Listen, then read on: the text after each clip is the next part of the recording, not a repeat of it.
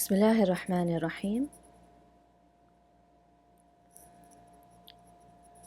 We will look at the example of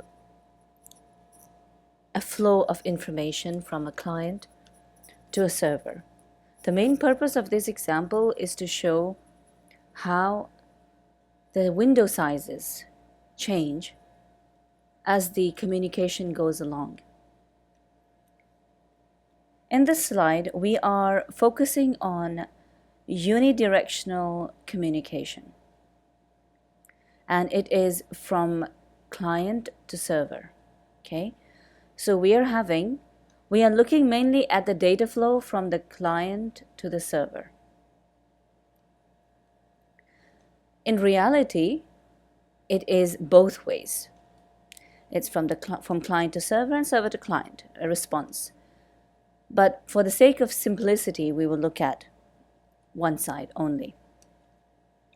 So because we are looking only unidirectional from one side, from the client to the server, the windows we are considering are only two, whereas generally there should be 4 windows, one for this direction and the other for the return direction. Now, this is what happens. We begin with the synchronization, connection establishment. So the client is sending a packet with sequence number 100 in the synchronization packet. When this packet reaches the server will set aside 800 bytes for this connection only. Now, because it has sent 100, sequence number 100, the server will now expect the next sequence number to be 101. So the first byte expected in the receive window is 101, and the server can accept all the way up to 900. Okay, all the way up to 900. So this is the receive window that we have. So the server will now send back a response synchronization message together with the acknowledgement. So in this case, the server is saying that the responses it will send, the sequence number of the communication from the server side will be 1000 onwards. It is next expecting 1001, and the receive window size set is 800. When this information reaches the client will establish the size of its send window. Okay, it will establish the size of its send window as 800.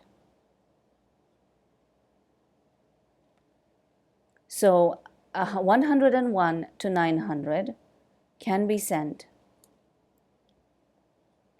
up to these packets at this time. We can send up to 800 bytes of information. The client in return will acknowledge the packet it received, saying it now waits for 1001, and the client has also advertised its receive window 2000, but we are not looking at that side of the communication, so we don't refer to this later.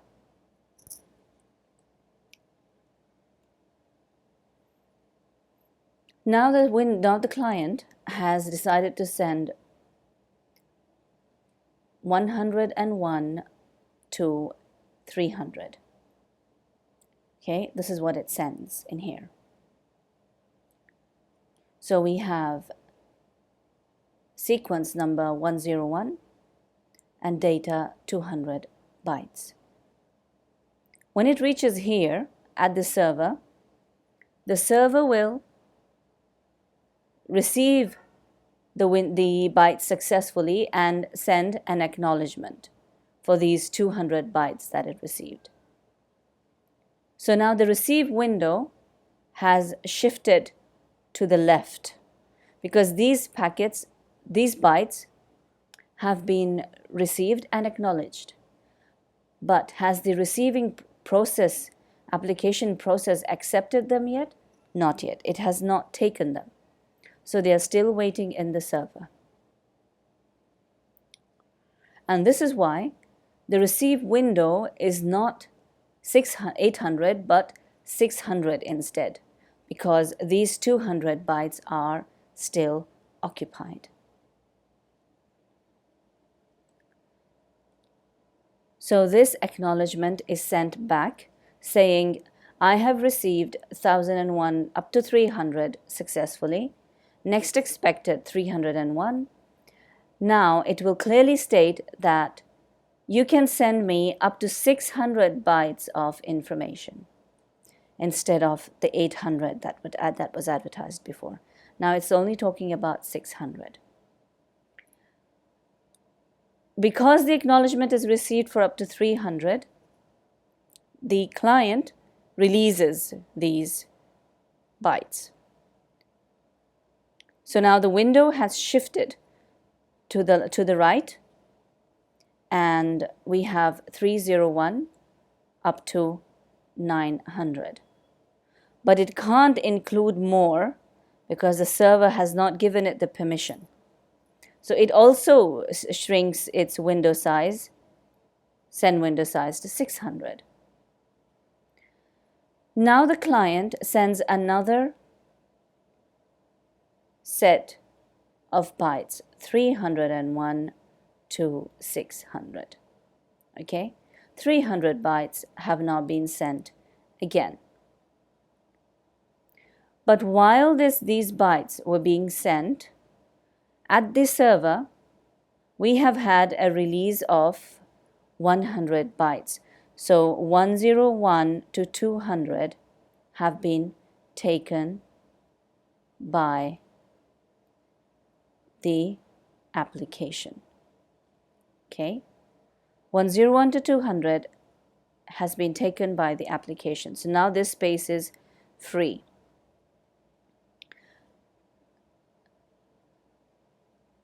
So when we receive the next 300 bytes, before we had 600, when we receive 300, we should technically have 300 bytes remaining free.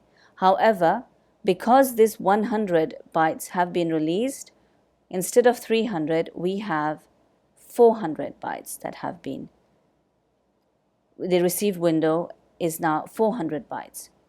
And while here it had stopped at 900, now it has stopped at 1000. So it has taken in 100 bytes. So the total size of the buffer, receiving buffer, remains, or the receiving window to be precise, remains 800. This one. Okay? So this size of the receiving window remains 800.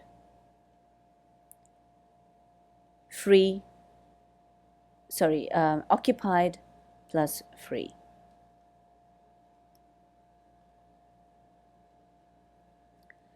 The server now sends an acknowledgement for these 300 bytes.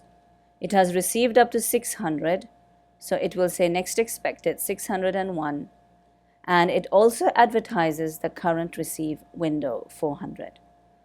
The client receives this and adjusts the size of its sending window as 400 as well. Now again, while this was happening,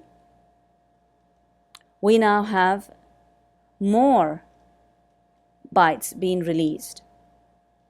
So 201 to 400 have been released. So that's another 200 bytes released. So now this window, the receiving window, moves forward. So it has gone up to 1200. And the size has increased to 600. So once again, the server sends back another acknowledgement saying, I'm waiting for 601 next.